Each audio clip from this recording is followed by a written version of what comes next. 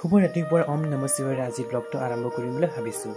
ধুনীয়াকৈ উঠি মেলি এতিয়া ব্ৰাছ কৰিবলৈ গৈ আছোঁ আমাৰ যিটো কুৱাত। ধুনীয়াকৈ মিলি সানি লৈছোঁ কলগেটখন। এতিয়া আমাৰ যিটো কুৱা মানে ভিতৰৰ পৰা পানী সোমাই গৈছে, পূৰা লেতেৰা হৈ গৈছে, ৰঙা ৰঙা হৈ গৈছে পানীবোৰ। মই ভাবিছোঁ আজি তাতে মই ৰাতিপুৱা ফুৰোঁ, সেইভাবে মই অকলে অলপমান গাঁৱৰ ফালে ফুৰিবলৈ যাম বুলি ভাবিছোঁ।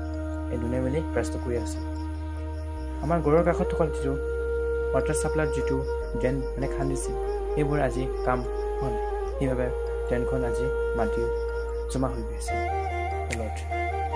আমাৰ বাৰীৰ ওচৰত থকা যিটো কঁঠাল গছ, যোৱাকালি এটা পাইছিলোঁ পকা, আজি পোৱা নাই, চোৱা নাই মই বাৰু।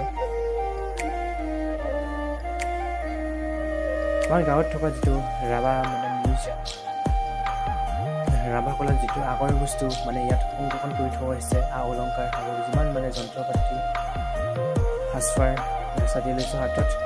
এয়া আমাৰ গাঁৱৰ কালী মন্দিৰ, মা কালী মন্দিৰ থান।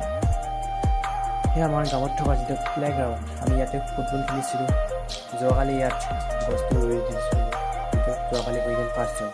সেয়া আমাৰ স্কুল, আমি ইয়াতে সৰুতে পঢ়িছোঁ। বৰষুণ দি আছে এটা দুটি কৰি। এয়া আপোনালোকে দেখিছা, এয়া আমাৰ গাঁৱত যিটো ৰাস্তাৰ কাষত থকা যিটো ফুলৰ বাগিচা গাৰ্ডেন, পানী পৰি আছে, বাৰিষাৰ বতৰ, জেঠ মাহৰ যিটো বৰষুণত পৰে, পানীটো দিবই নাই। চলা পিন্ধা নাই বাৰু, অকলে ফুৰিবলৈ আহি এতিয়া ঘৰলৈ উভতি গৈ আছোঁ।